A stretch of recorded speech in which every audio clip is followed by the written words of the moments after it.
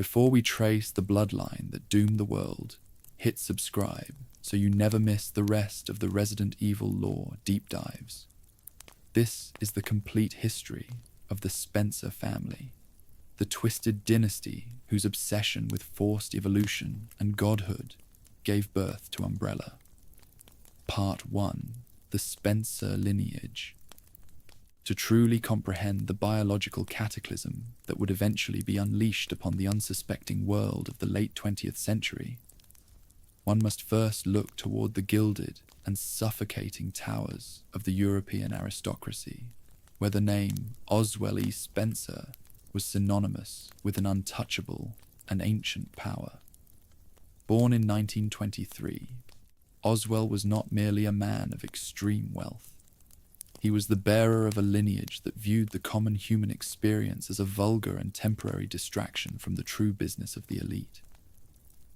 As Earl Spencer, he was a member of a social class that existed in the absolute top tier of the European nobility, a bloodline so deeply entrenched in the history of the continent that their influence was essentially decoupled from the fluctuations of national economies. The Spencers moved in social circles so exclusive that they were effectively invisible to the ordinary citizen, operating within a shadow world of private banks, sprawling ancestral estates, and political alliances that had remained unchanged since the days of the absolute monarchs. In the high society of Great Britain and the Mediterranean, the Spencer name was a key that could unlock any door. But for Oswell, it was also a heavy and rigid shield that protected him from the moral consequences of his internal darkness. The Spencer lineage was defined by an obsessive preoccupation with purity and the maintenance of a perceived biological superiority that bordered on the religious. From his earliest days within the cold stone walls of his family home, Oswell was surrounded by the physical evidence of his family's iron will. The portraits of his ancestors that lined the grand hallways were not merely decorations intended to impress visitors. They were a constant and oppressive reminder that he was the culmination of 1,000 years of refined breeding and careful genetic preservation. The Spencers did not see themselves as human beings who happened to be wealthy. They saw themselves as a separate branch of the species entirely, a more evolved form of life that was destined to rule over the lesser masses. This total insulation from the struggles and the sorrow of the common man allowed a specific type of psychological rot to take hold within Oswell's developing mind. He grew up in an environment where empathy was regarded as a sentimental weakness of the lower classes, and where the suffering of the world was something to be observed from a safe distance, like a fascinating but ultimately repulsive specimen under a high-powered microscope. His lineage had provided him with the financial resources to act upon his darkest and most ambitious impulses, but it was the inherent arrogance of his bloodline that gave him the absolute conviction that he was destined to be the master of the entire human race. As the world around him shifted through the industrial revolutions and the fires of global world wars, Oswell watched with a cold and detached contempt. He viewed the rise of democracy and the empowerment of the working classes as a form of biological regression, a direct affront to the natural order that his family had spent centuries defending. He became convinced that the world was entering a period of terminal degeneration, where the genetic excellence of the elite was being diluted by the sheer volume of the mediocre and the weak. This was the foundation of his lifelong mission and the core of his dark philosophy. He did not want to simply preserve the Spencer name for another generation. He wanted to elevate it to a position of literal godhood. He began to envision a future where the laws of nature were replaced by the laws of Spencer, and where the iron of his aristocratic lineage would serve as the singular blueprint for a new and more perfect version of humanity. Every brick in his family's castle and every acre of their ancestral land served as a platform for this grand and terrifying ambition. He was the product of a culture that believed it was fundamentally above the rest of the world, and he was now ready to prove that he could recreate that world in his own cold and clinical image. To Spencer, the history of his family was not just a record of the past, but a mandate for the future, a command to seize the very foundations of life and bend them to his absolute will. Part 2. A family that feared. Decay, for the Spencer family, the ultimate and most terrifying enemy, was not a rival political movement or a sudden financial depression, but the silent and inescapable process of biological entropy. The European aristocracy has always harbored a deep-seated and pathological fear of decay, a terror that their physical bodies would eventually betray the high status they claimed through their ancient names and titles. Oswell E. Spencer viewed the natural state of the human body as self-destructive, a poorly designed and fragile vessel that was doomed to a slow and pathetic decline toward a state of total oblivion.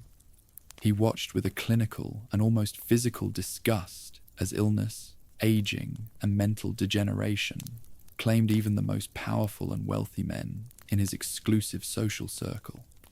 This obsession with physical decay was the primary driver of his early and intense interest in the biological sciences. He was not looking for a way to cure the sick or alleviate the suffering of the masses. He was looking for a way to cure the human condition itself, which he regarded as a flawed and temporary prototype that was long overdue for a total and permanent systemic overhaul. This preoccupation with death and degeneration became the unifying theme of his private and intellectual life. He spent his youth collecting rare medical texts, forbidden manuscripts, and esoteric scientific journals that discussed the theoretical possibilities of extreme longevity and cellular regeneration. He was looking for a way to freeze the Spencer lineage in a state of eternal and youthful power, effectively stepping outside the flow of time. He believed that the elite had a moral obligation to transcend the limitations of the flesh, as they were the only ones with the vision and the iron will to use such immortality correctly. This wasn't about the salvation of the human race or the improvement of the public health. It was about ensuring that the world never outgrew its masters. To Spencer, every grey hair that appeared in the mirror, every momentary lapse of his razor-sharp memory, and every fine wrinkle on his skin was a personal insult from nature, a reminder that even his noble blood was subject to the same laws of physics and biology as the lowliest labourer on his estate. He viewed the sorrow of mortality not as a natural tragedy, but as a technical problem that could be solved through the application of enough wealth, advanced science, and cold-blooded experimentation. Spencer's fear of decay also fueled his deep and abiding hatred for the modern world.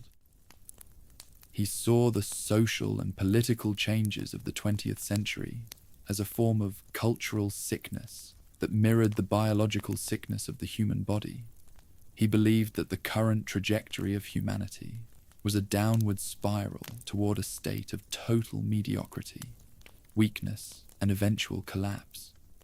This worldview was shaped by his observations of the ordinary people he encountered from the window of his limousine, the sick, the hungry, and the dying. Rather than feeling any flicker of compassion for their suffering, he viewed it as empirical evidence that the current version of humanity was a biological failure that deserved to be replaced.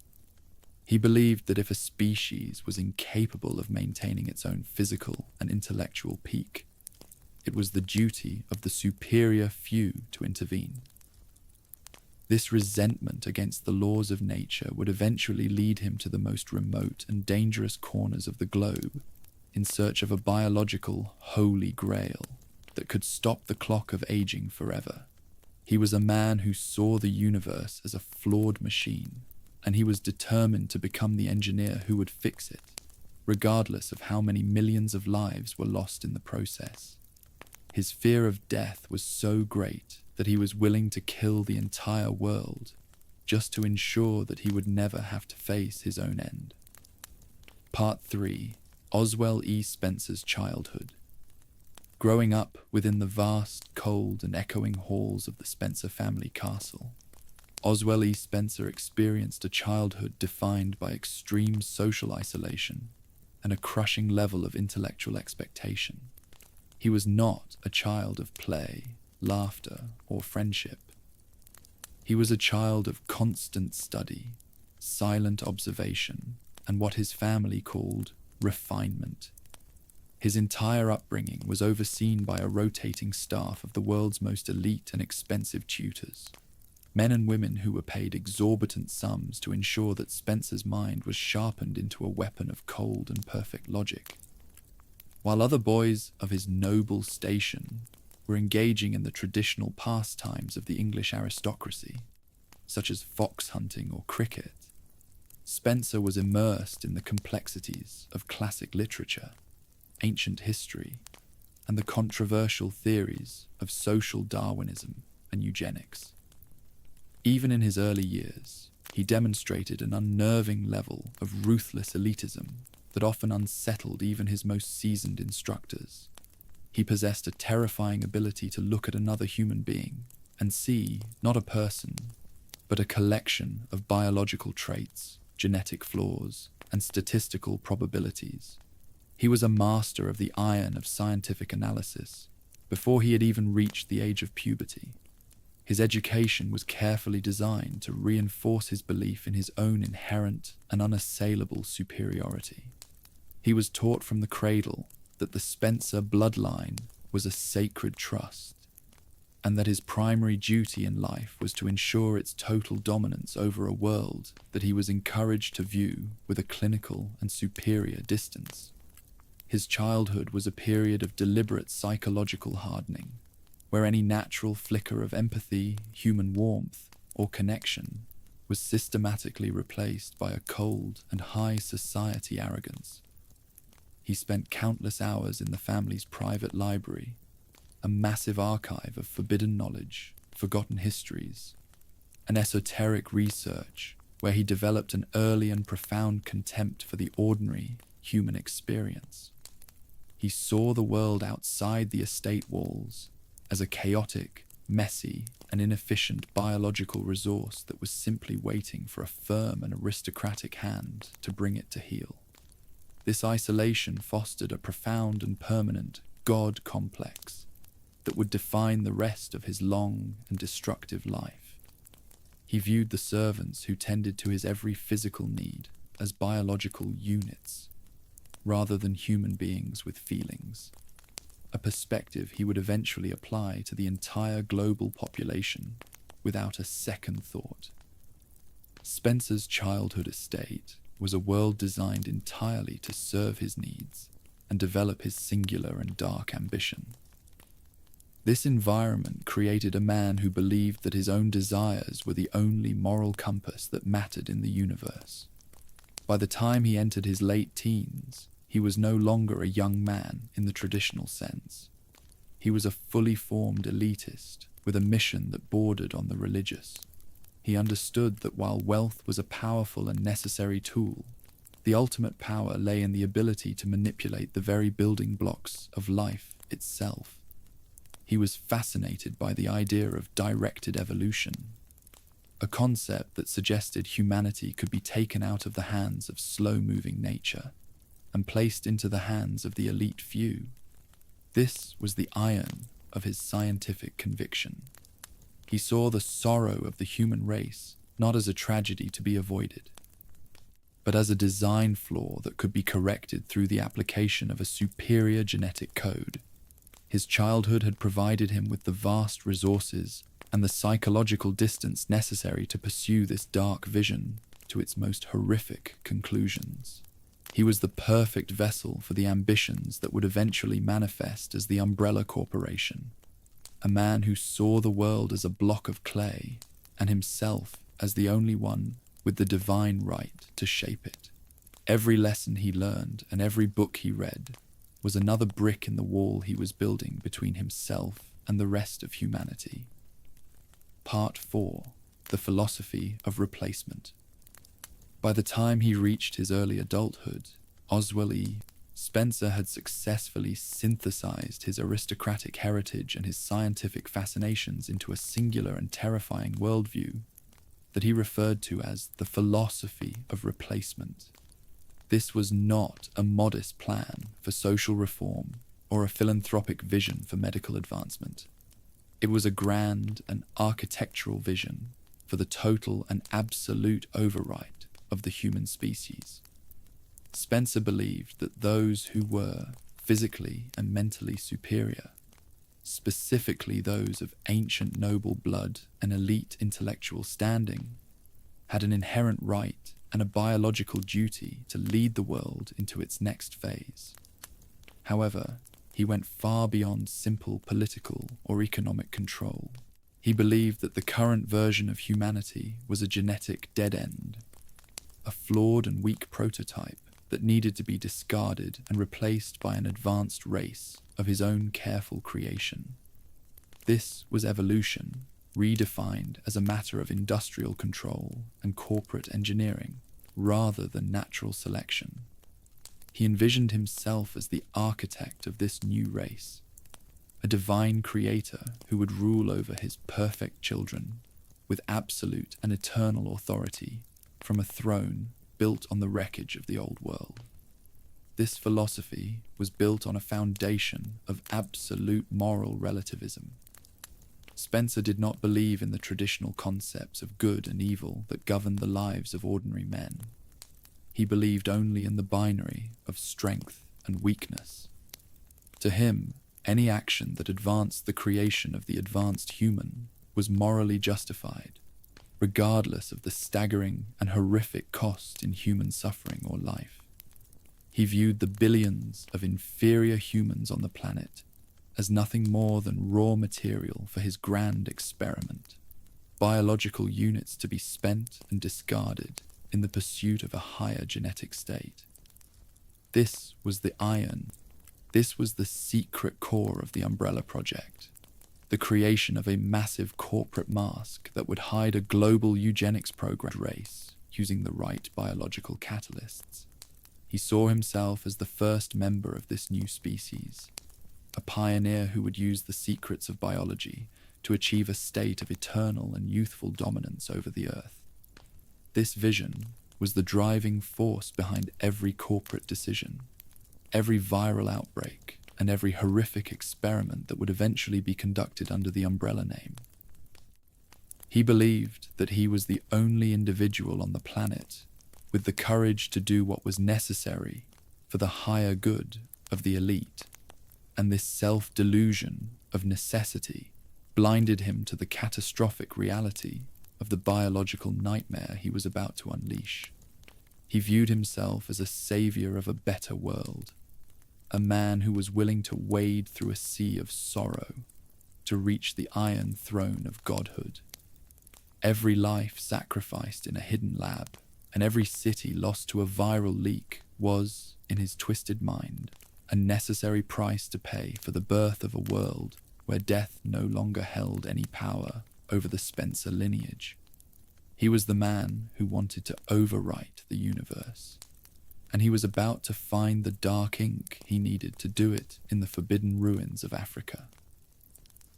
Part 5. The African Expedition. The year 1966 marked the pivotal moment when Oswell E. Spencer's aristocratic theories transitioned from the realm of the abstract into a tangible and world-altering reality. Alongside his colleagues and fellow visionaries, Dr. James Marcus and Sir Edward Ashford, Spencer organized a massive and clandestine expedition into the deep, unmapped, and treacherous regions of West Africa. This was not a standard scientific survey or a typical colonial exploration. It was a hunt for a biological legend that bordered on the unholy and the supernatural. The destination was the ancient ruins of the Decay kingdom, a lost civilization that had long been whispered about in the most restricted and obscure corners of ethnographic and biological research. Spencer had invested a significant and dangerous portion of his private fortune into locating these ruins, driven by an iron conviction that the secrets of human history held a biological key that had been forgotten by the modern world. The expedition was a grueling and lethal journey through the most inhospitable terrain on the planet, a physical manifestation of the sorrow and hardship that Spencer usually avoided at all costs. But he endured it with a cold, singular, and terrifying focus on the prize he believed lay waiting in the dark. The Nepaya ruins were a sprawling and decaying complex of stone and shadow, a silent testament to a culture that had once reached a level of sophistication and power that defied contemporary Western understanding. Spencer moved through these ancient ruins, not as an explorer or a guest, but as a conqueror reclaiming a lost inheritance that he believed was rightfully his. He was fascinated by the Ndepaya's ancestral worship and their lingering legends of kings who lived for centuries, stories that most conventional scholars dismissed as simple myth, but that Spencer recognized as potential empirical biological truth. The air within the ruins was thick with the scent of damp stone, ancient decay, and a strange floral perfume, a sensory reminder of the mortality that he so desperately sought to transcend through his work. He drove the expedition team with a ruthless and total disregard for their safety or well-being, obsessed with finding the Stairway of the Sun, the sacred and hidden garden where the Nepaya's power was said to originate from. This was the moment where Spencer's high society elitism met the raw and ancient power of the natural world, and he was determined to bend that power to his absolute will. The expedition finally reached the inner sanctum of the ruins, a sun-drenched grotto where they discovered the sonnentrep flower, a rare and beautiful plant that grew only in this specific, sacred location. This was the source of the legend and the key to his future. Spencer, Marcus, and Ashford quickly realized that the plant contained a powerful and ancient RNA retrovirus, a substance that they would eventually name the Progenitor virus. This discovery was the iron core of everything that would follow in the Spencer history. Spencer immediately recognized the virus's staggering potential. It had the ability to radically and permanently alter the genetic code of a host, repairing cells at an incredible rate and even seemingly reviving the dead under the right conditions. However, the mutations it caused were violent, unpredictable, and almost always fatal to the host. For Spencer, this was not a moral warning to turn back, but a scientific challenge to be overcome. He saw the Progenitor virus as the divine tool he had been searching for his entire life, the mechanism through which he could finally overwrite the flawed human race and establish his godhood. The sorrow of the millions of people who would eventually die from this discovery meant absolutely nothing to him. In that dark and ancient African cavern, Earl Spencer believed he had finally found the key to the kingdom of heaven, and he was ready to bring that darkness back to the civilized world to begin his harvest. Part 6. The Progenitor Virus. On December 4th, 1966, within the sweltering and subterranean silence of the Ndepaya ruins, the world as humanity understood it effectively ceased to exist. While the rest of the global population was focused on the geopolitical tensions of the Cold War and the trivialities of the space race, Oswell E. Spencer and his colleagues were staring into the literal, pulsating heart of evolution. The sonnentrepper flower, or the Stairway of the Sun, was far more than a mere botanical rarity. It was the biological host for an ancient RNA retrovirus that the team dubbed the Progenitor virus. As they ran their initial, crude field tests using portable equipment in the humid darkness of the cave, the iron logic of Spencer's lifelong ambition was finally validated. This was not a standard, mundane pathogen that merely sought to replicate and destroy its host.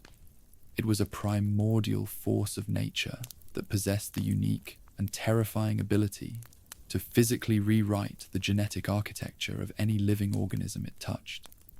It was a bridge between the biological limitations of the past and the infinite, dark possibilities of a future dictated by the Spencer lineage.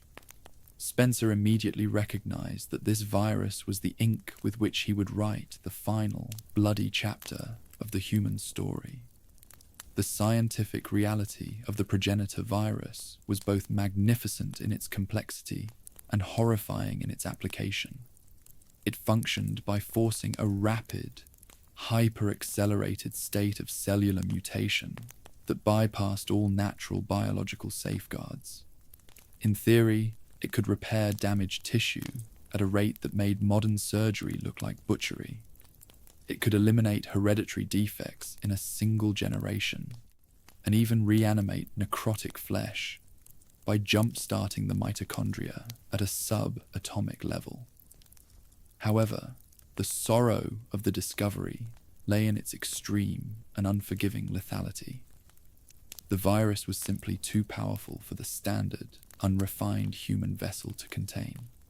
It essentially attempted to rebuild the host so quickly that the body would liquefy under the strain of the metabolic heat, or mutate into a mindless, aggressive shell of its former self. Spencer, watching the initial animal test subjects convulse, bleed from their eyes, and transform into unrecognizable heaps of meat, did not feel a single flicker of hesitation or moral doubt. Where a normal, empathetic man would see a catastrophic biological hazard, Spencer saw a divine filtration system. He believed that the virus was a test of genetic worthiness. If the virus killed a host, it was simply because that host was inferior and unworthy of the new world he was building. This concept of genetic selection became the core tenet of his research. He was no longer interested in the tedious traditions of medicine. He was interested in a biological fire that would burn away the weak and leave behind only the gods. The discovery of the Progenitor virus also ignited a frantic, quiet race for containment and replication that would span decades. Spencer knew that the flowers only grew in that specific, sacred African grotto, and their delicate, symbiotic nature made them nearly impossible to transport or cultivate in a traditional greenhouse setting. This geographical limitation was the first significant hurdle in his long game. He began to envision a facility, a massive high-security laboratory hidden away from the prying eyes of the world, where the virus could be cultivated, synthesized, and eventually weaponized against the current state of humanity. This was the moment the dream of the Spencer family history shifted from a philosophical pursuit into an industrial and corporate necessity. He began to calculate the immense costs of a global infrastructure that could support this research under the guise of legitimate business. The virus was the heart of his new godhood, and he would build a ribcage of steel, concrete, and corporate secrecy around it to ensure that no one else could ever claim its power. The Progenitor virus was the forbidden fruit of the empire, and Spencer was determined to be the only one allowed to take a bite. He viewed the virus as a sentient entity, a partner in his quest to overwrite the universe, and he was prepared to sacrifice millions of ordinary lives to ensure that his partnership with the virus remained absolute. Part 7. Spencer meets Marcus. The relationship between Oswell E. Spencer and James Marcus was a collision of two distinct and highly specialized types of madness. They had originally met years prior at a prestigious, high-tier private school, where the social hierarchies of the European elite were established early and enforced with a cold rigidity. James Marcus was a brilliant, single-minded paleovirologist whose devotion to the pursuit of scientific truth was so absolute that it bordered on the religious and the obsessive. He was a man of iron intellect, but possessed a total and dangerous lack of social or political restraint. Marcus did not care about the aristocratic prestige of the Spencer name. He only cared about the hidden mechanics of the natural world and the ancient viruses that governed it. Spencer, ever the pragmatic and calculating elitist, recognized Marcus's genius as a specialized tool to be wielded. He saw in Marcus the hands that could shape the clay of the Progenitor virus, while Spencer himself would provide the sorrow and the vast resources necessary to fund the work in total secrecy. It was an immediate and volatile imbalance of power, held together by their shared obsession with transcending the pathetic limitations of human biology. Marcus was the one who truly understood the viral mechanics at a molecular level.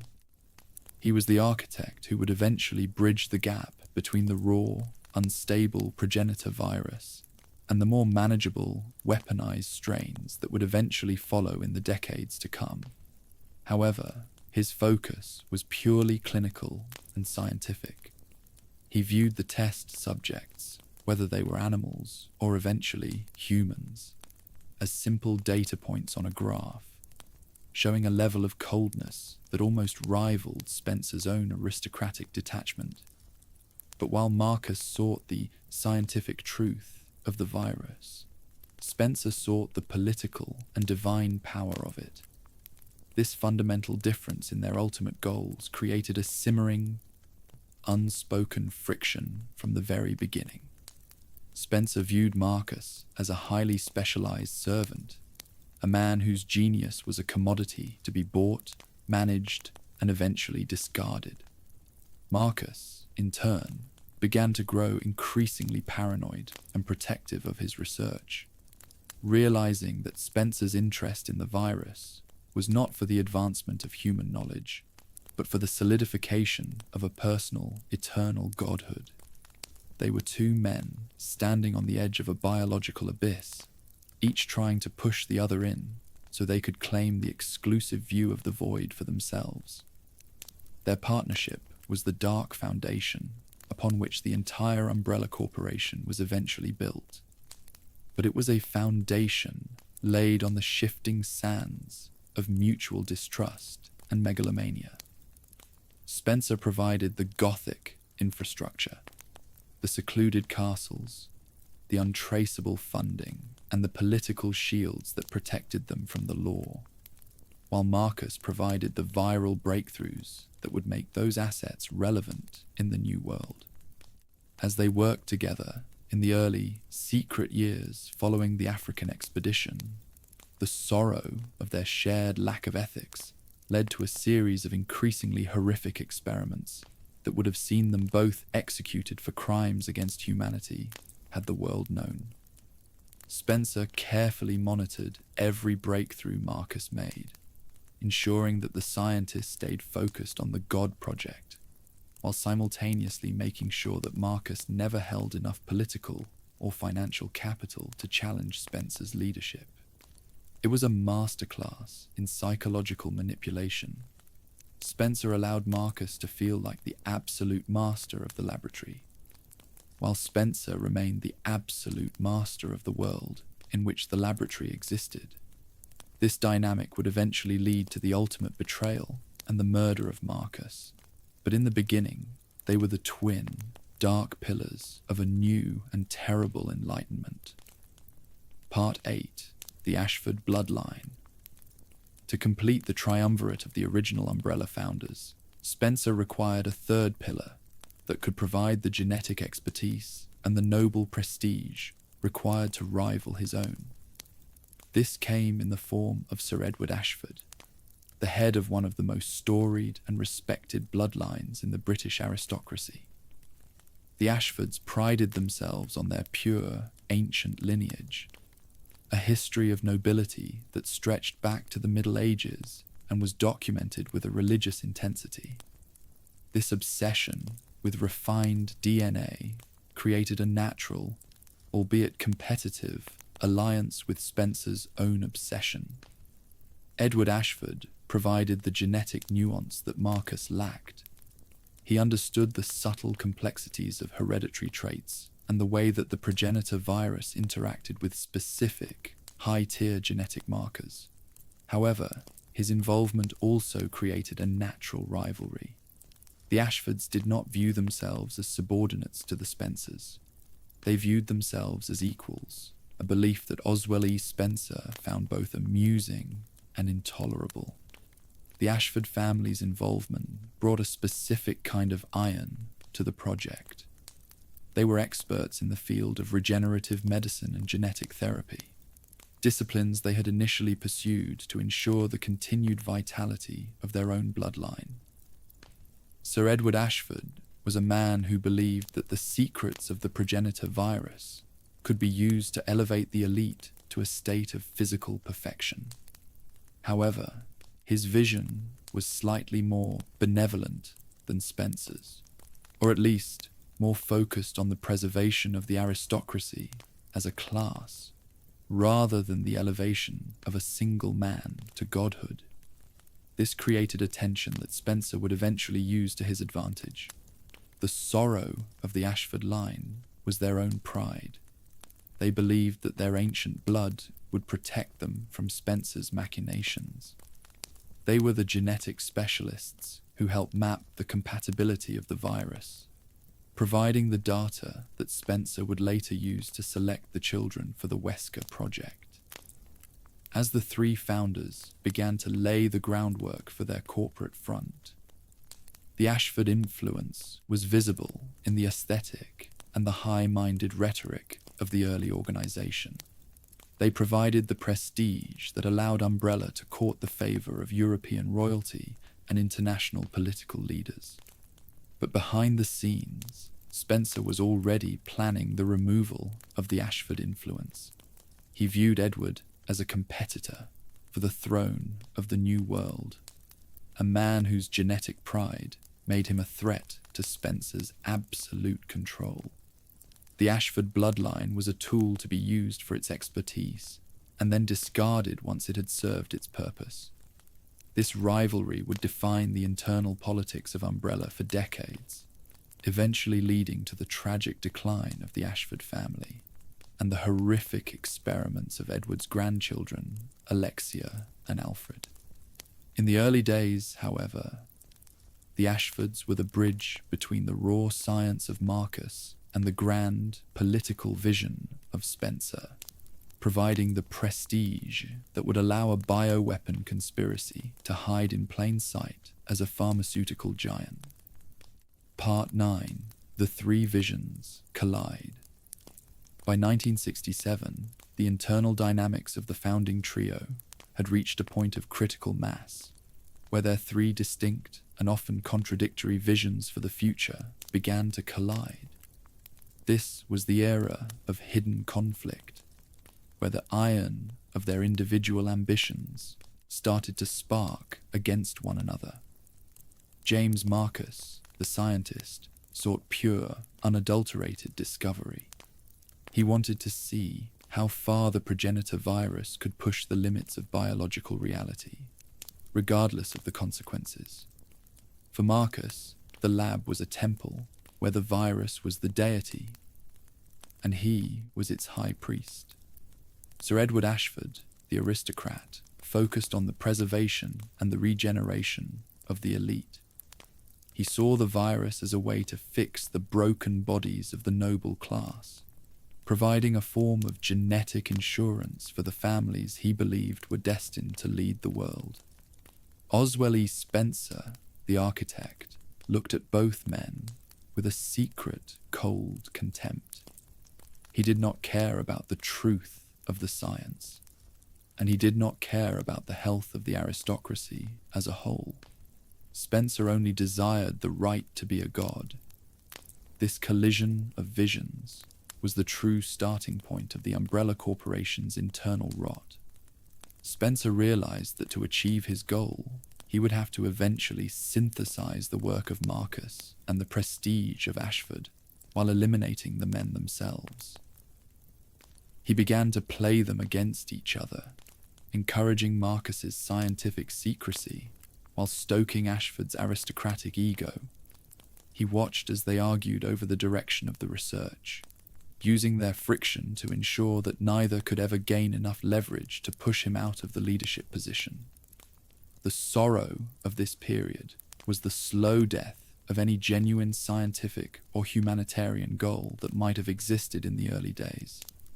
The research was being steered away from regeneration and toward mutation and weaponization, because Spencer knew that only through the threat of global biological catastrophe could he truly seize control of the world. The tension reached its peak during the planning of the Raccoon City research facilities. Marcus wanted a site dedicated to the development of the T virus, while Ashford argued for more focus on the purity of the original Progenitor strains. Spencer allowed them to believe they were making the decisions, while he was quietly ensuring that all the data, all the samples, and all the political connections were funneling back into his private estate.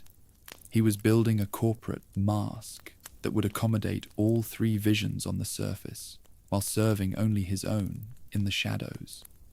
This was the iron of Spencer's manipulation. He convinced two of the most brilliant and powerful men in Europe that they were his partners, when in reality they were merely the biological fuel for his ascension.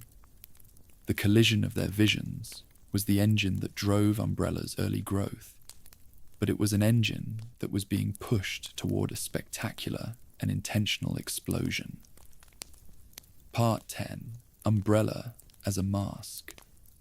In 1968, the world saw the public birth of the Umbrella Pharmaceutical Company, an organization that was presented to the international community as a beacon of medical progress and humanitarian aid. The corporate logo, the iconic red and white umbrella, was designed to symbolize protection and safety, a mask that was as brilliant as it was deceptive. On the surface, Umbrella was dedicated to the development of life-saving drugs, innovative vaccines, and cutting-edge medical technology. They built hospitals, funded university research programs, and provided disaster relief to developing nations. This was the iron of their corporate branding, a shield that made them virtually immune to public scrutiny. Who would dare to investigate a company that was seemingly saving millions of lives every year? But beneath this layer of corporate altruism, the true purpose of the organization was the illegal production of bioorganic weapons, or BOWs, and the execution of Spencer's grand eugenics plan. The mask of the pharmaceutical business was a stroke of genius on Spencer's part. It provided the perfect camouflage for the transportation of viral samples, the construction of high-security underground laboratories, and the recruitment of the world's most brilliant and least ethical scientists. Governments across the globe welcomed Umbrella with open arms, eager for the economic investment and the medical advancements the company promised. This allowed Spencer to build a global network of nest facilities, underground hives of research that were completely disconnected from the public eye. The sorrow of this period was the sheer scale of the betrayal. Millions of people were taking Umbrella products every day, unaware that the profits from their aspirin and their cold medicine were being used to fund the creation of monsters like the Tyrant and the Hunter. The company was a parasitic entity, feeding on the trust of the world while preparing for its eventual destruction. Why did the world's governments never suspect the truth in these early years? The answer lies in the iron grip Spencer held over the flow of information. He used Umbrella's wealth to buy politicians, bribe regulators, and silence whistleblowers long before they could reach a newsroom. He created a culture of compartmentalization within the company, where 99% of the employees believed they were working for a legitimate medical firm. Only a tiny fraction of the monitors and the high-level researchers knew the truth of the progenitor virus. This allowed Umbrella to operate in a state of perfect dark harmony. The mask was so convincing that even when minor leaks occurred, they were easily dismissed as industrial accidents or the work of rival corporate spies.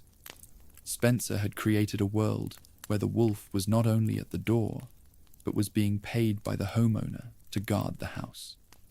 The Umbrella as a mask era was the most successful period of deception in human history, proving that if you want to commit the greatest crimes, you must do so under the brightest lights and the most respectable names. Part 11. Eugenics Goes Corporate. By the early 1970s, the mask of Umbrella Pharmaceuticals had become a global titan. But within the reinforced concrete depths of its secret laboratories, the company was transitioning into its true form, a high-efficiency machine for industrial-scale eugenics. This was the era where the sorrow of human experimentation was integrated into the iron of corporate methodology. Oswell E. Spencer realized that the progenitor virus required more than just test subjects. It required a systematic mapping of the human genome to identify the chosen few who could survive the viral integration. Under the cover of the Spencer Foundation, a seemingly benevolent philanthropic arm, Umbrella began to fund a series of international health initiatives. These programs, which offered free medical screenings and vaccinations to underprivileged populations and elite schools alike, were actually a global dragnet designed to harvest the DNA of millions. This was the birth of a new kind of data harvest, where the product being traded was the very essence of human potential, sorted and categorized by Spencer's elite virologists. The most chilling manifestation of this corporate eugenics was the formal commencement of Project Wesker. Spencer authorized the secret abduction and adoption of hundreds of children who possessed exceptionally high IQs and specific, rare genetic markers identified during the global DNA harvest. These children were stripped of their original identities and placed into controlled, high-pressure environments where they were indoctrinated with Spencer's own philosophy of aristocratic superiority and evolutionary necessity. They were all given the surname Wesker, after the project's lead director, creating a manufactured bloodline that Spencer viewed as his personal property. This was eugenics stripped of its 19th century pseudoscience and updated with 20th century corporate precision. The children were not viewed as human beings, but as biological assets, their mental and physical development tracked with the same cold, detached clinical focus that one might use to monitor the yield of a pharmaceutical crop. Umbrella's laboratories, such as the Arklay Research Center hidden deep within the Raccoon Forest, became the primary sites for selection through viruses. Those children and test subjects who showed the most promise were moved into advanced tiers of the project, while those who failed to meet the rigorous, lethal standards were discarded.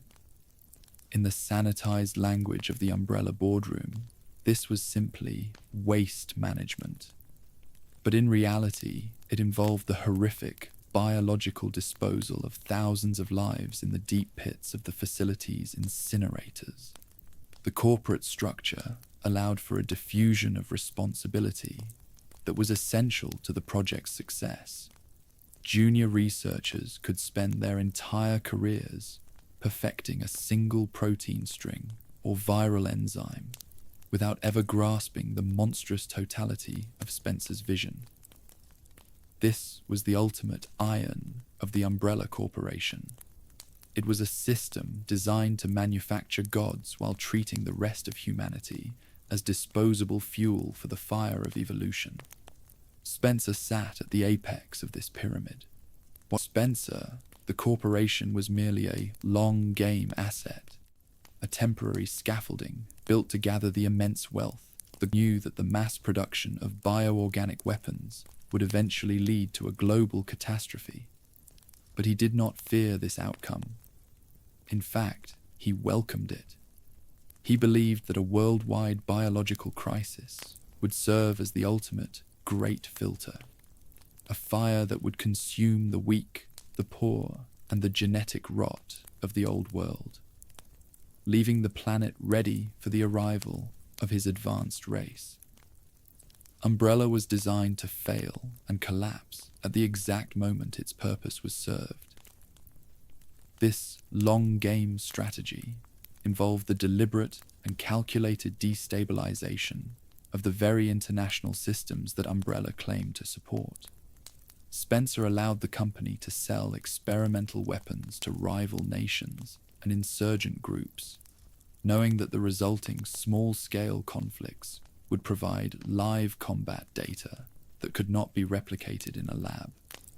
He encouraged a culture of extreme internal rivalry and paranoia among his top researchers, ensuring that men like James Marcus and William Birkin were too busy watching their own backs to ever coordinate a coup against him.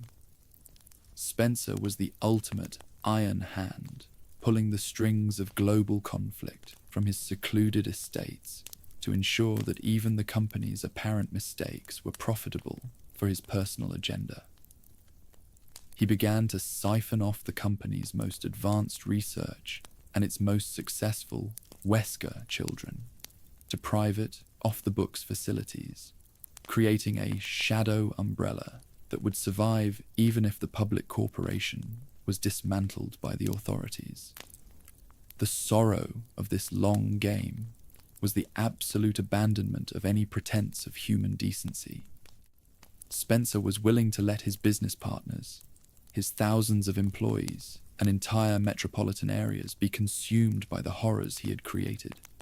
Provided his own seat on the throne of the future was secure, he viewed the impending collapse of the old world order not as a tragedy to be avoided, but as a cleansing fire that would restore the natural hierarchy of the superior few over the inferior many. This was the true, dark origin of Umbrella. It was a corporate mask worn by a man who was already living in a post-human future. Spencer was the ultimate grandmaster of a global chess game where the pieces were human lives and the board was the planet itself. He was simply waiting for the clock to run out on the current human race so that his new, perfected world could finally begin, with him standing as the immortal architect of everything that remained. Part 13. The Murder of Marcus. By the late 1980s, the friction between Oswell E. Spencer and Dr. James Marcus had reached a point of lethal instability. Marcus, the primary scientific mind behind the development of the T-virus, had become increasingly paranoid and reclusive, barricading himself within the Umbrella Executive Training Center. He had begun to view his research as his personal property, withholding key data from Spencer and growing vocal about his own importance to the company's success. For Spencer, this was the ultimate transgression. He could tolerate madness, and he could certainly tolerate cruelty, but he could not tolerate a servant who forgot his place. Marcus had become a liability to the iron of Spencer's control, and his fame among the research staff was starting to rival Spencer's own influence. The decision was made with the cold, aristocratic finality that defined the Spencer lineage. James Marcus had to be removed. The execution of Marcus was a masterclass in betrayal and poetic irony. Spencer did not use external assassins. Instead, he ordered Marcus's two most brilliant protégés, Albert Wesker and William Birkin, to carry out the deed. This choice was a calculated psychological move. By forcing Wesker and Birkin to murder their mentor, Spencer ensured their absolute complicity in the darker side of the company's operations. In 1988, as Marcus was in the middle of his research, the two young men ambushed him. They gunned him down in his own laboratory, a place he considered a temple, and watched as his body was dumped into the facility's waste system. For Spencer, the murder of Marcus was a sanitization of the company's leadership. It sent a clear message to the rest of the high-level staff. No one, regardless of their genius or their contributions, was indispensable. The sorrow of this event extended beyond the death of one man. The murder of Marcus marked the moment when Umbrella abandoned even the internal pretense of scientific collaboration. It became a purely predatory organization where progress was achieved through backstabbing and bloodletting. However, Spencer's victory was not as absolute as he believed. Unbeknownst to the assassins, a queen leech, part of Marcus's own horrific experiments, entered his corpse as it lay in the sewers, beginning a decades-long process of viral reanimation that would eventually return to haunt the company. But at the time, Spencer felt only the iron satisfaction of a problem solved. With Marcus gone, he seized all of the doctor's research on the T virus, handing it over to William Birkin to refine. Spencer had successfully consolidated his power, proving once again that in his world, the only thing more dangerous than being his enemy was being his partner. Part 14. Ashford's Decline. While James Marcus was being violently purged from the company, the third founding member of Umbrella, Sir Edward Ashford, was suffering a much slower and more tragic decline. Edward had always been the most traditional of the trio, focusing on the aristocratic prestige and the potential for regenerative medicine that the Progenitor virus promised. However, Spencer viewed Ashford's focus on the purity of the noble class as a distraction from the ultimate goal of absolute, singular godhood. In 1968, shortly after the company's founding, Sir Edward Ashford died after a supposed accidental exposure to the Progenitor virus during a routine experiment. Many within the family and the upper tiers of Umbrella suspect that this was no accident, but a staged event orchestrated by Spencer to remove the Ashford family's genetic expertise from the leadership table. The death of Edward led to the rapid sorrow of the Ashford bloodline. His son, Alexander Ashford, was a man of considerable intellect but lacked the iron will and the ruthless political instincts of his father or Spencer. Alexander became obsessed with restoring the family's lost glory, retreating to a secret Umbrella facility in the Antarctic. There, he launched Project Code Veronica, a desperate attempt to genetically engineer a successor who could rival Spencer's power. This obsession led to the creation of the twins, Alexia and Alfred Ashford. While Alexia was a genius who surpassed even her grandfather, the family was already being marginalized by Spencer's corporate maneuvers. Spencer watched from a distance as the Ashfords spiraled into madness and isolation, treating their decline as a fascinating case study in the failure of inferior noble lines when faced with his superior vision. By the time the Ashfords were conducting their most horrific experiments in the Antarctic, they were effectively ghosts within the Umbrella hierarchy. Spencer had successfully stripped them of their voting power and their influence over the company's primary research directions. The Ashford name, which had once commanded the highest respect in Europe, became a cautionary tale of what happens to those who try to compete with Oswell E. Spencer on his own terms. The decline of the Ashfords was the final step in Spencer's consolidation of Umbrella's founding assets. He had killed Marcus and outlasted Edward, leaving him as the sole, undisputed master of the Progenitor virus and everything it would become. The Ashford Castle in the Antarctic was a frozen tomb for a legacy that Spencer had systematically dismantled, brick by brick, until only he remained standing in the sun. Part 15. The Spencer Castle. As the 21st century approached, and the public walls of Umbrella began to show the first cracks of impending collapse, Oswell E. Spencer began to retreat further into the shadows. He moved his primary operations to his private European estate, a massive and secluded castle perched on the jagged Atlantic coast. This fortress, known simply as the Spencer Castle, was the physical manifestation of his iron will and his total isolation from the human race. It was a place of Gothic opulence and high-tech surveillance, where the most advanced medical equipment in the world was used to keep Spencer's aging, frail body alive. The castle was more than a home. It was a laboratory, a sanctuary, and a tomb. Here, Spencer was surrounded by the artifacts of his family's history and the digital records of every life he had taken to reach this point. The isolation of the Spencer Castle allowed the Earl's god complex to reach its most delusional and terrifying peak.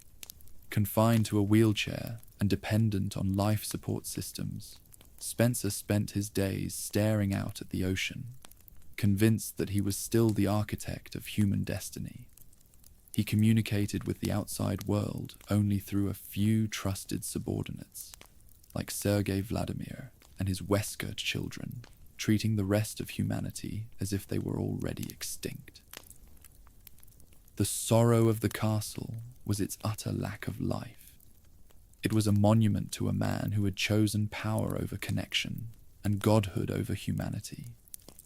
Even as his company faced legal challenges and political fallout from the Raccoon City incident, Spencer remained unconcerned, believing that his long game was nearing its final, triumphant phase. The castle was also the site of Spencer's most private and desperate research. He was no longer interested in the mass production of bioweapons. He was focused entirely on the achievement of his own immortality.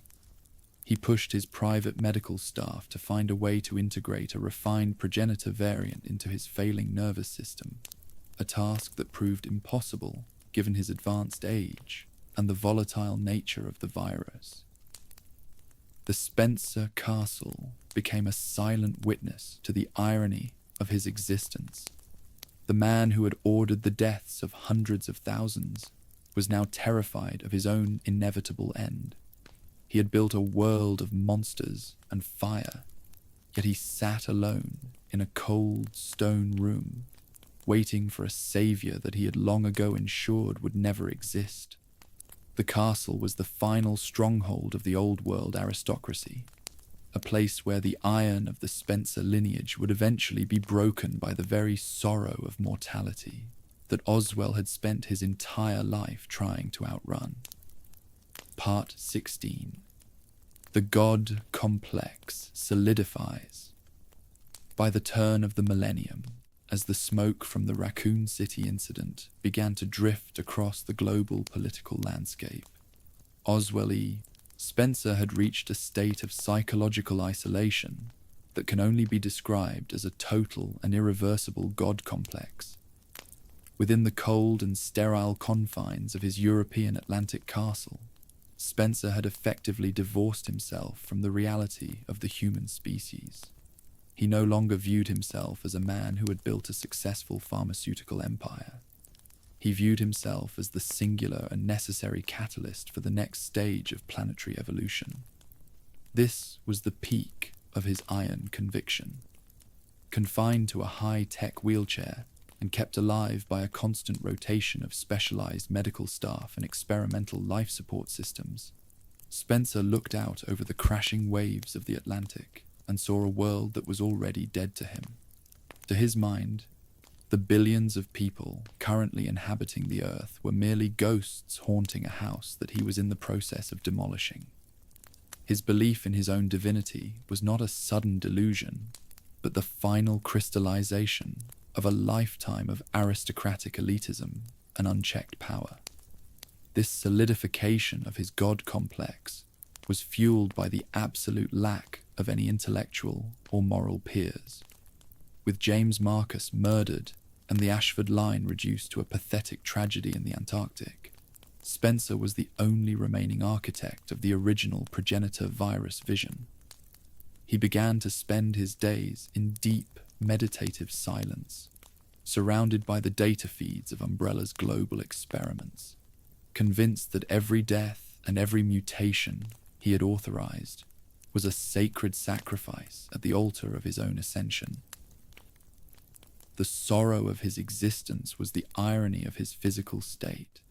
While his mind was expanding into the realms of a biological deity, his body was becoming a withered and fragile husk. This physical decay only served to sharpen his resentment and his determination. He believed that the universe was playing a final, cruel game with him, and he was prepared to use every remaining resource of the Umbrella Corporation to win that game by any means necessary. He viewed the laws of physics and biology as temporary hurdles that his iron will would eventually overcome. During this period, Spencer's instructions to his remaining subordinates became increasingly cryptic and visionary. He was no longer interested in the quarterly earnings of Umbrella or the legal battles in The Hague. He was obsessed with the concept of spiritual evolution through viral integration. He began to draft secret manifestos that detailed the new world he would rule, a world where the concepts of democracy, human rights, and individual liberty were replaced by a rigid, viral hierarchy with himself at the absolute apex. He viewed the common human as flawed clay that needed to be fired in the kiln of a global biological catastrophe to achieve true form. His god complex was so absolute that he felt a sense of pity for those who still clung to the old world morality. To Spencer, he was the only individual in human history who had seen the truth of the universe, and he felt a divine obligation to lead the world through the fire of the T-virus into a new age of Spencerian perfection. He was a man who had spent 80 years building a tomb for the human race, and he was now ready to seal the door from the inside. Part 17, Children as Experiments. The most horrific expression of Spencer's god complex was not found in the monsters he created in the lab, but in the children he manufactured through Project Wesker. Under the clinical and sanitized cover of the Spencer Foundation, hundreds of children were brought into the Earl's orbit. These were not random abductions. They were the result of a global, multi-decade search for the highest intellectual and physical specimens the human race had to offer. These children were taken from orphanages, elite academies, and even from the arms of their own parents through elaborate deceptions involving scholarships and specialized training. Once inside the Spencer system, they were stripped of their names and their histories, replaced by a single unifying surname, Wesker. This was the iron methodology of the Spencer legacy, the belief that identity was something to be assigned by the state and the corporation, rather than something that belonged to the individual. The life of a Wesker child was a nightmare of controlled variables and psychological conditioning. They were raised in hidden facilities around the world, where every minute of their day was measured and every interaction was monitored by a team of specialized sociologists and geneticists. Spencer wanted to create a cadre of leaders who shared his own cold, aristocratic outlook and his total lack of empathy.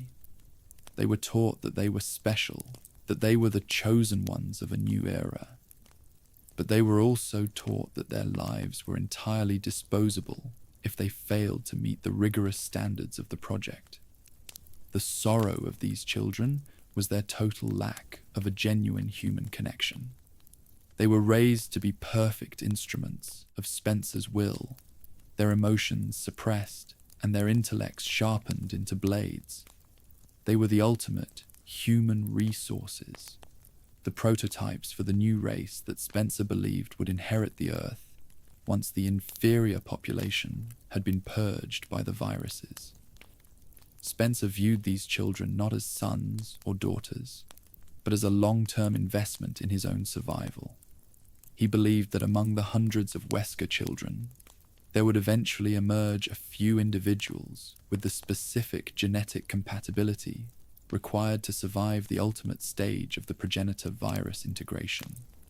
He was essentially breeding a new species in the shadows, using the vast wealth of the Umbrella Corporation to fund a private evolutionary ladder.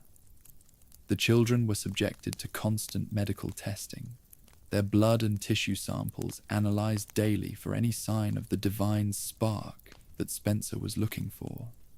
To the Earl, they were the better clay he was using to replace the flawed human race.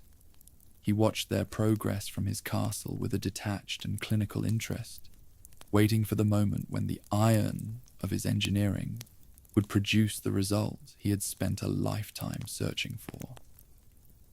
He did not care about the broken psyches or the stolen childhoods of the hundreds who failed. He only cared about the few who might succeed in becoming the vessels for his new world order. Part 18. Albert Wesker.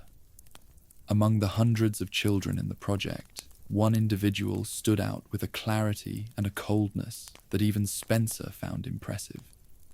Albert Wesker, designated as subject number 013, was the ultimate success story of the Spencer Foundation. From a young age, Albert exhibited an intellect that bordered on the supernatural and a physical resilience that surpassed even the most rigorous benchmarks set by the project directors. He was a brilliant virologist by his late teens, a man who possessed the iron will of Spencer himself, but with a tactical modern edge that the Earl lacked. Spencer took a special interest in Albert, viewing him as the primary candidate for the final transition. Albert was placed in the most sensitive positions within the Umbrella Corporation, serving as a researcher at the Arclay Laboratory, and later as the leader of the STARS unit in Raccoon City. He was the golden child of the Spencer legacy, the one who would bridge the gap between the old world aristocracy and the new world of biological gods. However, the sorrow of Albert Wesker was his growing realization that his life was a manufactured lie. As he rose through the ranks of Umbrella and the STARS, Albert's keen intellect began to piece together the inconsistencies in his own history and the true nature of the company's goals. He began to uncover the secret files of the Spencer Foundation and realized that he was not a self-made man, but a product that had been carefully curated and indoctrinated by a man he had never even met. This realization did not lead to a crisis of conscience. It led to a profound and dangerous ambition. Albert Wesker decided that if he was a god in the making, he would not be a god who served the interests of an old, wheelchair-bound earl. He began to harbor a secret contempt for Spencer, viewing him as a relic of a past that needed to be discarded. He adopted Spencer's own philosophy of replacement and turned it against its creator, deciding that he was the only one truly fit to lead the evolution of the species. Spencer was aware of Albert's growing independence and ambition, but he viewed it as a positive trait. He believed that a true god must be ruthless enough to challenge his own creator. He watched as Albert manipulated the Raccoon City incident, using the chaos to secure viral samples and faking his own death to move into the shadows. Spencer felt a sense of pride in Albert's betrayal, seeing it as the ultimate proof that the Wesker project had succeeded. He believed that Albert was still acting within the grand design he had established, unaware that Albert was already planning to dismantle that design and replace it with his own. The relationship between the two men was a mirror's edge of iron and iron, a father and son dynamic, stripped of any humanity and replaced by a cold, calculating rivalry for the throne of the world. Albert Wesker was the living manifestation of everything Spencer had ever wanted, a perfect, heartless, and biologically superior entity, but he was also the man who would eventually bring the entire Spencer lineage to its bloody and final end. Part 19. Viral Survival as Proof of Worth. The ultimate and most lethal stage of Project Wesker involved the transition from psychological conditioning to biological integration. In 1998, around the time of the Arklay incident, Spencer authorized the final test for the remaining Wesker children. Each of the surviving subjects was injected with an experimental and highly volatile variant of the Progenitor virus. This was the moment of truth that Spencer had spent decades preparing for. He believed that the human genome was a lock and the virus was the key. Only those with the right genetic combination, the iron in their DNA, would be able to unlock the potential of the virus and achieve a state of enhanced existence. For the vast majority of the Wesker children, this test was a death sentence. Their bodies, despite their high IQs and physical training, were simply not compatible with the raw power of the Progenitor strain. They died in agony, their cells liquefying and their nervous systems collapsing in a matter of minutes. To Spencer, these deaths were not a tragedy. They were a validation of his theory. He viewed the corpses of the failed Wesker children as statistical noise that needed to be cleared away to reveal the true signal. The sorrow of the hundreds of young men and women who died in sterile labs across the globe was merely the fuel for his final epiphany. He believed that the act of viral survival was the ultimate proof of worth. If a subject survived the integration, they were, by definition, a god. This was the core of his eugenics philosophy, that the universe itself would judge the elite through the mechanism of the virus. He watched the biometric data of the children as they were injected, his cold eyes fixed on the screens, as one after another, the heart rates flatlined and the brain waves ceased. He was waiting for the one that would not break, the one whose genetic architecture was strong enough to bend the virus to its will. Albert Wesker was the only one who truly mastered the transition. After being impaled by the tyrant in the Arklay laboratory, the virus within him reacted to his near-death state and initiated a total physiological rewrite. He rose from the slab with strength, speed, and regenerative capabilities that were beyond human comprehension. This was the iron success that Spencer had been dreaming of since 1966. Albert had proven that the human race could be overwritten. However, the victory was hollow for Spencer, as he was still trapped in his failing physical body, unable to undergo the same transition due to his advanced age and declining cellular health. He had created the god he wanted, but he was unable to join him. This realization added a new layer of bitterness to Spencer's isolation. He had spent his life building a ladder to heaven, only to find that he was too weak to climb the final rung. The survival of Albert Wesker was the proof that Spencer's philosophy was correct. But it was also the proof that Spencer himself was now obsolete in the very world he had created. Part 20. Spencer loses control. By the early 2000s, the iron grip that Oswell E. Spencer had maintained over his global empire began to fracture in ways he had never anticipated. It was not the governments of the world or the activists of the BSAA that truly threatened his control. It was his own creations. The two primary survivors of the Wesker project, Albert and Alex Wesker, had become too ambitious, too independent, and too powerful to remain as subordinates. They had taken the resources, the viruses, and the secrets that Spencer had provided and used them to build their own shadow empires. Albert was operating on a global scale, manipulating pharmaceutical markets and bioterrorist organizations to pave the way for his Ouroboros project. Alex, meanwhile, had retreated to a remote island to conduct her own horrific experiments on the transfer of consciousness. Spencer found himself in the humiliating position of being a father who was being ignored by his children. The loss of control was a slow and agonizing process for Spencer. He watched as his private satellite feeds were hacked and his secure communication lines were bypassed by Albert's agents. The sorrow of his final years was the realization that he was no longer the architect.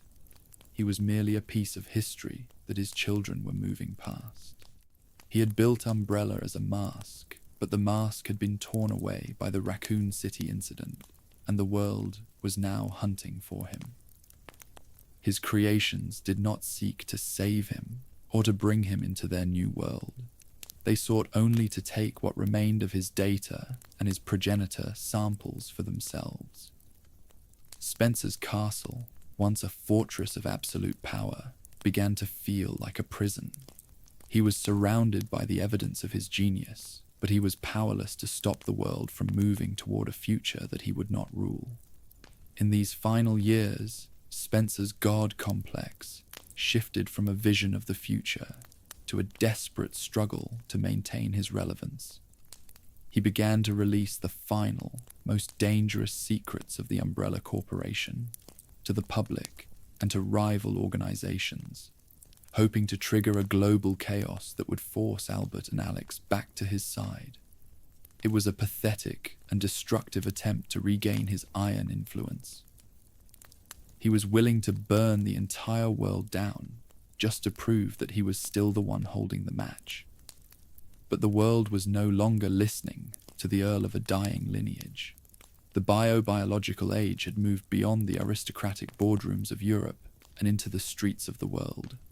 Spencer had succeeded in his goal of overwriting humanity, but he had failed to ensure that he would be the one to lead the new race. He sat in his wheelchair, staring at the monitors as the empire he had built crumbled into dust, waiting for the inevitable longer enough to hold the disparate pieces of his empire together. The sorrow of Umbrella's final years was the realization to secure their own futures by stealing the core data and viral samples that Spencer had spent decades protecting.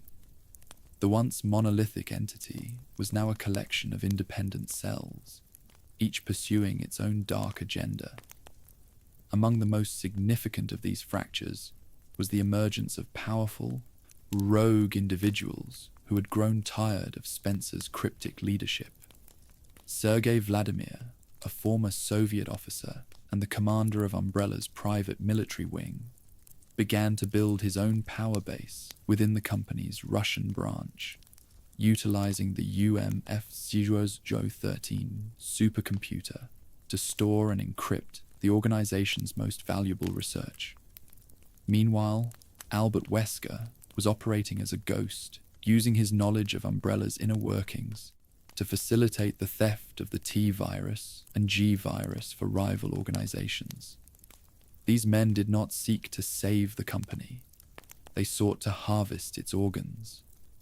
Spencer, confined to his Atlantic castle, watched as his iron control slipped through his fingers.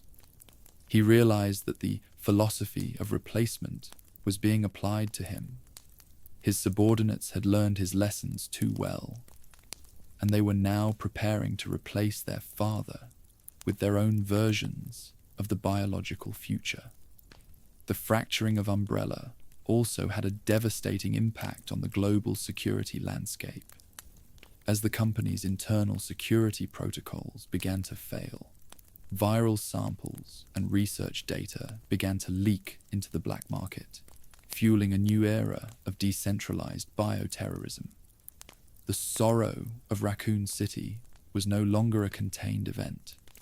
It was the blueprint for 1,000 smaller catastrophes.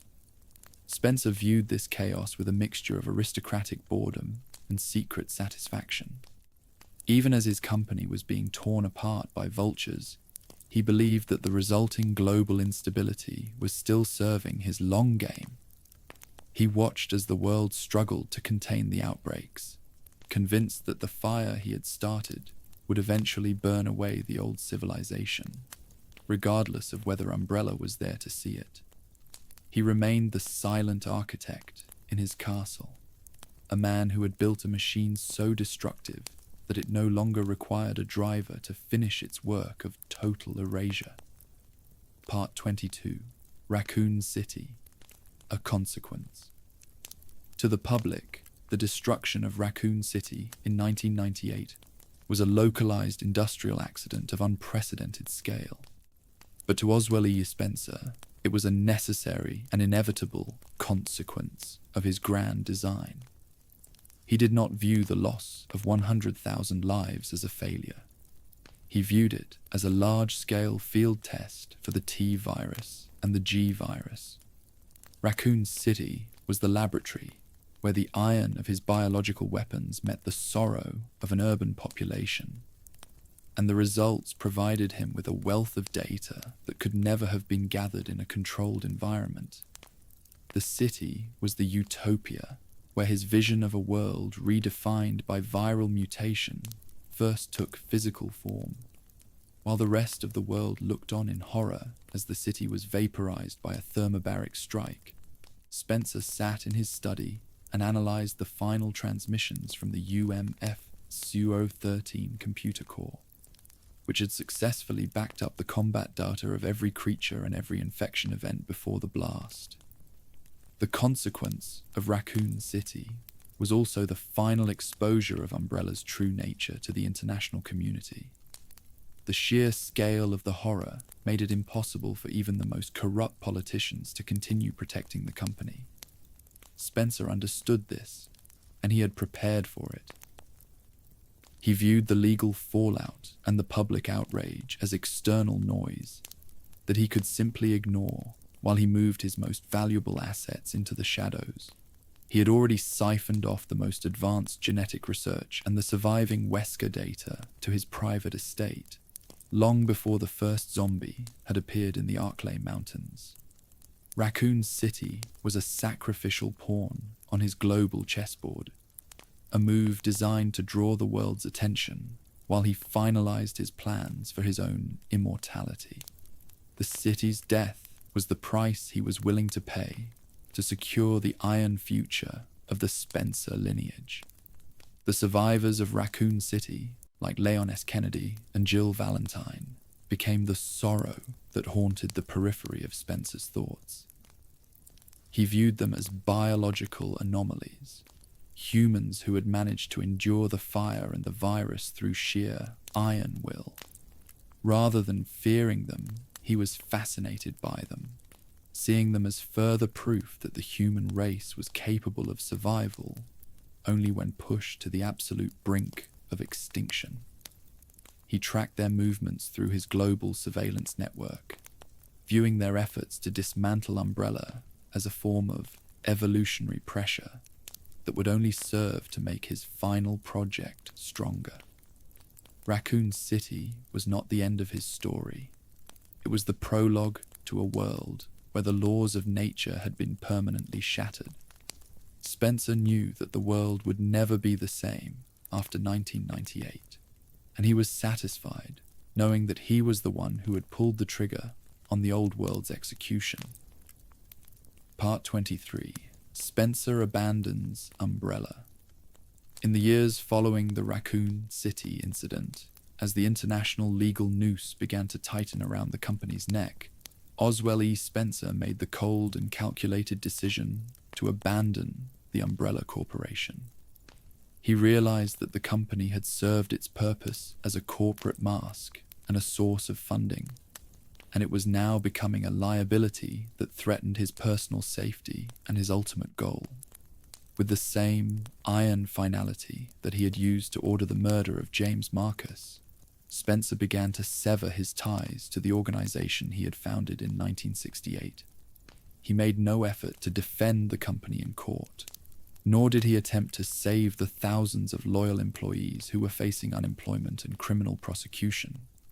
To Spencer, Umbrella was a used tool, a piece of industrial equipment that had become too noisy and too dirty to keep in the house. The abandonment was a surgical process of erasure. Spencer authorized the sanitization of the company's most sensitive records, ordering the destruction of entire laboratory complexes and the elimination of any staff members who held direct knowledge of his personal involvement in the BOW programs. The sorrow of this period was the absolute betrayal of the thousands of scientists and security personnel who believed they were part of a grand mission. They were left to face the wrath of the global community, while Spencer retreated deeper into his Atlantic fortress, surrounded by the stolen wealth and the secret data he had siphoned from the company's coffers. He viewed the bankruptcy and the public disgrace of Umbrella as a necessary molting process. The old skin was falling away to reveal the iron core of the Spencer legacy that remained hidden in the dark.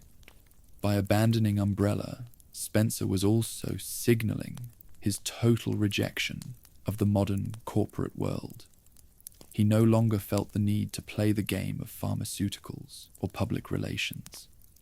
He was moving into a phase of pure existence, where his only concern was the preservation of his own life and the realization of his godhood. He watched from his castle as the Umbrella stock price plummeted to zero, and the company's logo became a global symbol of evil, feeling nothing but a detached sense of accomplishment. He had successfully used the world's financial systems to build a throne for himself, and he was now ready to burn the stairs behind him. The sorrow of the millions of people whose lives had been touched by Umbrella's products or its viruses was of no concern to him. He was the Earl of a new world, a man who had transcended the need for a company, a country, or a conscience. Umbrella was dead, but Spencer was still waiting for his own beginning. Part 24. The World Turns on Umbrella. By the year 2003, the global tide had finally and irrevocably turned against the Umbrella Corporation. The decades of iron deception and corporate camouflage were stripped away by a series of high-profile legal battles and the devastating testimonies of survivors. The world's governments, many of whom had been silent partners in Umbrella's research, were forced to publicly distance themselves from the company to avoid being consumed by the rising flames of public outrage. The sorrow of the Raccoon City incident had become a global rallying cry for justice, leading to the formation of organizations like the BSAA and a total re-evaluation of international biosecurity laws. For the first time in his long life, Oswell E. Spencer saw the collective iron of the human race turned against the monster he had created. The final blow to the company came from an unexpected source. Albert Wesker, the golden child of the Wesker project, provided the decisive evidence that led to the global revocation of Umbrella's business license. Wesker testified against the company in a secret international tribunal, handing over decades of classified bioweapon secrets and financial records that exposed the depth of the conspiracy. This was the ultimate iron irony.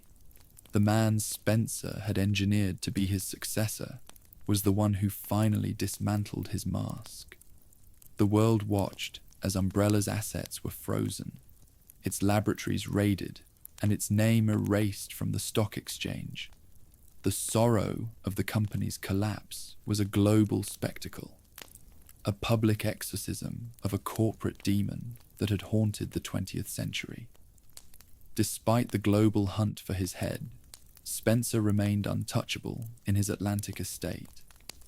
He viewed the world's turning on Umbrella as a minor tactical shift in a much larger game. He knew that even though the company was gone, the iron of its ideas had already infected the world. The viruses were out, the data was scattered, and the fear of biological terror had become a permanent part of the human psyche. He watched the news of Umbrella's demise with a cold, aristocratic smile, knowing that he had already achieved his primary objective, the destabilization of the old world. The world could hate the name Umbrella, but they were now living in a world that Umbrella had built. Spencer sat in the silence of his castle, a weary old man who had successfully poisoned the future of the human race and was now waiting for the poison to finish its work. Part 25. Spencer in hiding. From 2003 to 2006, Oswell E. Spencer lived the life of a weary old man in a world that had forgotten his face but was still reeling from his actions. He was the world's most wanted man, yet he lived in total, iron seclusion in his European castle, protected by layers of high-tech security and a handful of loyal, silent servants. These years were a period of profound sorrow for Spencer, not because of remorse, but because of his own rapidly failing health. The man who had sought to become a god was now a prisoner of his own biology. His skin was like parchment, his breathing was mechanical, and his world had shrunk to the size of a single darkened room overlooking the ocean. He was the architect of the biological age, yet he was unable to fix the decay of his own nervous system. In his hiding, Spencer became increasingly obsessed with the concept of his own mortality. He spent his nights staring at the portraits of his ancestors, wondering if the Spencer lineage would truly end with him in a wheelchair. He had no heirs, no legacy other than the monsters he had created, and a world that wanted him dead. This was the ultimate iron failure of his life. He had overwritten the human race, but he had failed to secure his own place in the new world. He began to feel a sense of sorrow for himself, a self-pity that was as cold and as clinical as his ambition had been.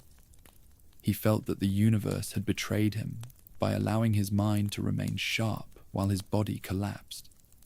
A final, cruel joke played by the very nature he had tried to conquer. During these final years, Spencer's only contact with the outside world was through a series of encrypted communications with his remaining Wesker children. He watched their progress with a mixture of pride and terror, realizing that they were the only things left that carried the iron of his vision.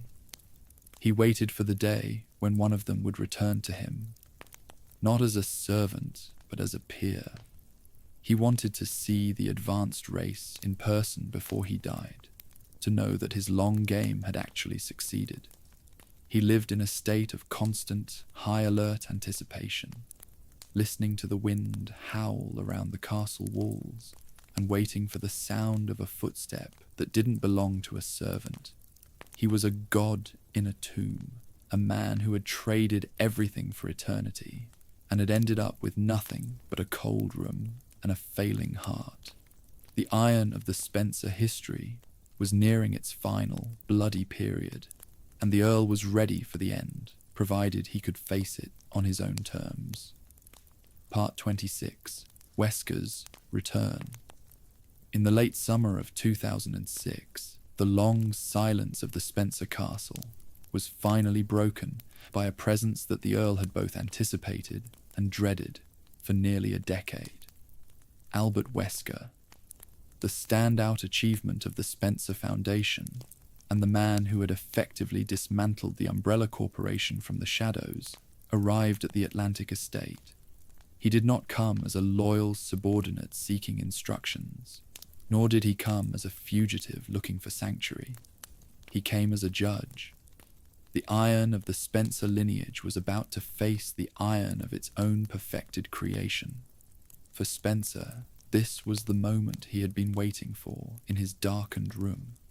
The return of the golden child who had survived the viral fire. As Albert moved through the high-tech security corridors of the castle, his footsteps echoing against the ancient stone, the sorrow of the Spencer legacy reached its final dramatic crescendo. Spencer received Albert in his private study, a room filled with the artifacts of a century of elitist ambition and scientific horror.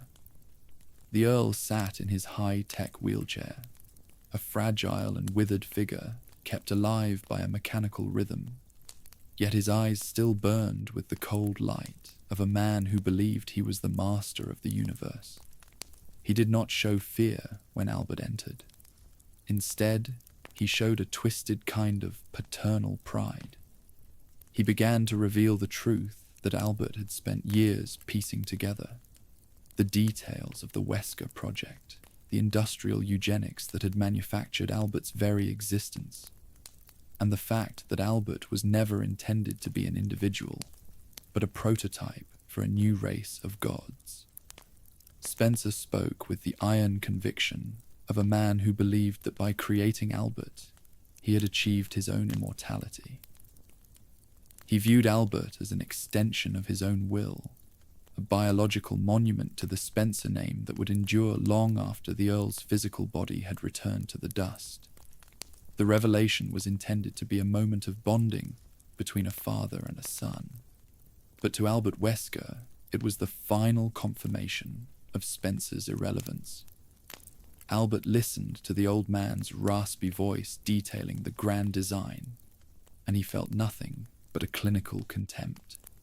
He realized that Spencer was still clinging to the sorrow of the old world aristocracy, the need for lineages, titles, and inherited power. Albert had moved far beyond these concepts. He had become a being of pure, viral potential, and he saw in Spencer only a tired relic who was trying to claim credit for a storm he no longer controlled. The iron of Albert's ambition was now sharper than Spencer's, and the room became a vacuum of empathy, where two predators stared at one another across a divide of 80 years of blood. Spencer believed he was explaining the world to his successor, unaware that he was actually delivering his own eulogy to his executioner.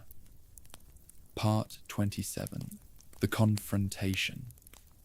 As the waves crashed against the jagged cliffs far below the castle windows, the conversation between the master and the student shifted into its final, lethal gear.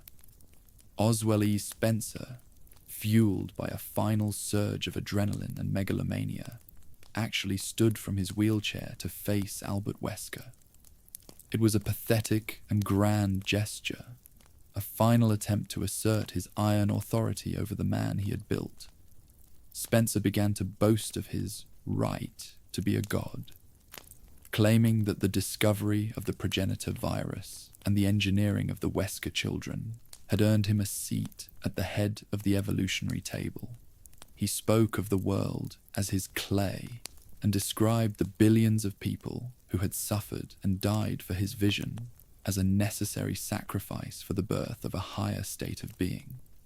He was a man drowning in his own delusion, believing that his biological sorrow could be erased by a simple declaration of divinity.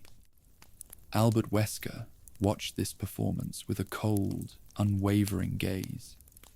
He saw the trembling of Spencer's hands and the desperation in his eyes, and he realized that the god who had ruled his life was nothing more than a frail, delusional mortal who was terrified of the dark.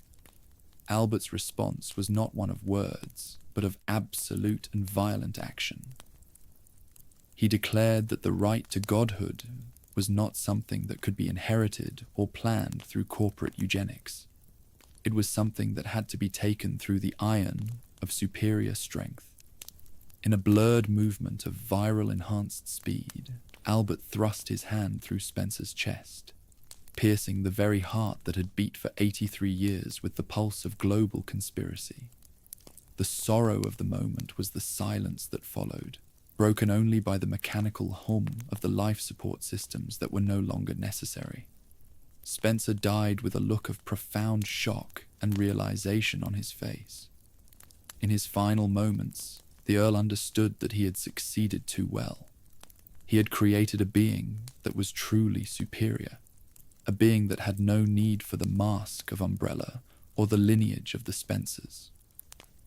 He had manufactured the instrument of his own destruction.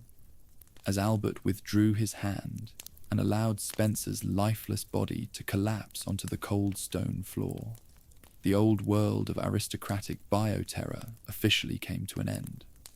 Spencer had wanted to be the architect of a new world, but he died as a footnote in the history of the man who would actually build it. The Iron Throne was now vacant, and Albert Wesker stood over the corpse of his creator, ready to claim the title of God for himself, leaving the sorrow of the Spencer family to be washed away by the tide. Part 28, Death of the Bloodline. With the death of Oswell E. Spencer in 2006, the noble Spencer line, which had influenced the course of European history for centuries, was effectively extinguished in a pool of blood on a castle floor. There were no heirs to carry on the name, no legitimate successors to manage the vast hidden estates, and no one to uphold the iron traditions of the Earl's house. The Spencer lineage, which had spent so much of its energy and wealth on the preservation of its own purity and the philosophy of replacement, ended in total and absolute isolation. This was the ultimate sorrow of the Spencer family history. A family that feared decay above all else was eventually consumed by the very rot it had tried to engineer out of existence. The castle became a tomb for a dream of godhood that had been as hollow as it was ambitious. The fallout of Spencer's death was immediate and messy. Without the Earl's iron hand to manage the remaining secret accounts and the clandestine laboratories, the remnants of his personal empire began to dissolve. Loyalists and servants flared into the night, taking what secrets and treasures they could carry, while the world's intelligence agencies began to move in to scavenge the bones of the Spencer estate. The sorrow of the family was not mourned by the world. It was celebrated as the end of a dark era. However, the death of the bloodline did not mean the death of the ideas. Spencer had ensured that the iron of his eugenics and the lethality of his viruses were already woven into the fabric of the 21st century. He died without an heir, but he left behind a world that was permanently scarred by his refusal to accept his own mortality. Albert Wesker, as he walked away from the Spencer castle, carried the true legacy of the bloodline within his own veins. He was the only child that mattered, a biological heir who had replaced the need for a family tree with a viral spiral. The death of Spencer was the final proof that the old ways of the aristocracy were obsolete in the face of the new biological reality.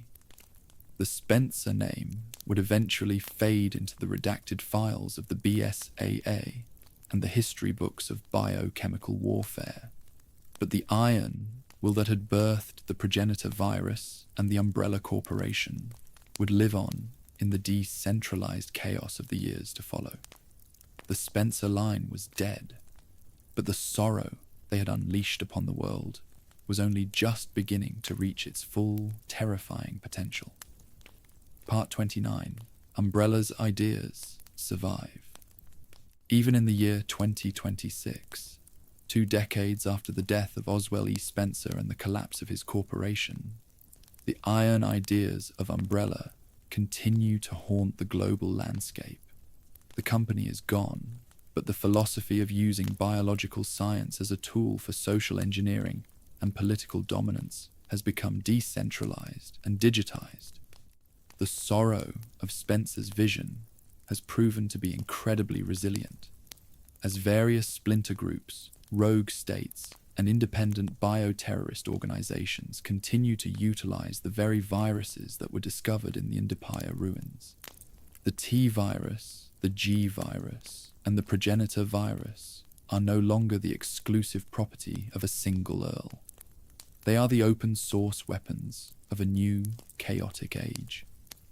Spencer's long game has succeeded in a way he never could have predicted.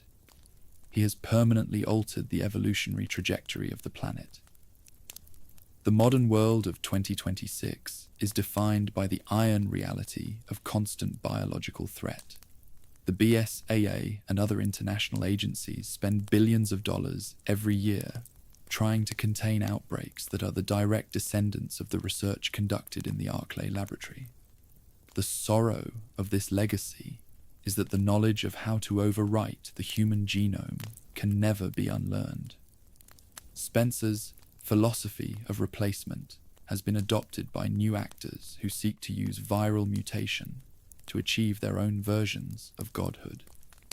The corporate mask of Umbrella has been replaced by 1,000 smaller, more agile masks, making the task of global security nearly impossible. Spencer's dream of a world ruled by a viral elite has become a decentralized nightmare where anyone with a lab and a lack of conscience can attempt to play God. The true iron legacy of the Spencer family is the normalization of the unthinkable. In 2026, the existence of bioorganic weapons is a grim fact of life, as common as conventional warfare. The sorrow of the millions who have died in the decades since the Raccoon City incident is the foundation upon which the modern world is built. Spencer may have died in a pool of blood, but his belief that humanity is flawed clay that needs to be reshaped through violence and science has become the dominant theme of the bioterrorist era. The shadow of the Umbrella Corporation is longer now than it ever was when the company was in business. We are all living in the ruins of Spencer's castle, breathing the air that he poisoned with his ambition, and waiting for the next Wesker to emerge from the dark to finish the work of replacing the human race. Part 30, The True Villain of Resident Evil. As we conclude this 30-part history of the Spencer lineage, we must confront the final iron truth. The true villain of the Resident Evil saga is not the T virus, the G virus, or any of the monstrous creatures that have crawled out of Umbrella's laboratories. The true villain is not even a monster in the traditional sense. It is a man. Oswell E. Spencer, the Earl of a dying line, is the singular source of the sorrow that has defined the last 60 years of human history. The viruses were merely tools. The real horror was the mind that decided to use them. Spencer's refusal to accept the reality of death and his aristocratic belief that he deserved eternity are the catalysts for every tragedy, from the African expedition to the modern outbreaks of 2026. He was a man who viewed the world as a personal laboratory, and the human race as disposable biological fuel for his own ascension. Spencer represents the ultimate failure of the human spirit, the moment when intelligence and wealth are divorced from empathy and accountability. His iron will was a destructive force that sought to erase the beauty of human diversity and replace it with a rigid, viral hierarchy. The sorrow of the franchise is the realization that one man's ego can cause a century of suffering for a world he never even bothered to understand. He was the architect of a utopia that was built on a foundation of corpses, a man who believed that the only way to save the world was to destroy it and recreate it in his own image. This is the true, dark heart of the Spencer history. The story of a man who was so terrified of his own mortality that he became a monster far more dangerous than any tyrant or hunter. In the end, the story of Resident Evil is a warning about the iron of unchecked ambition and the sorrow of a world without a conscience. Oswell E.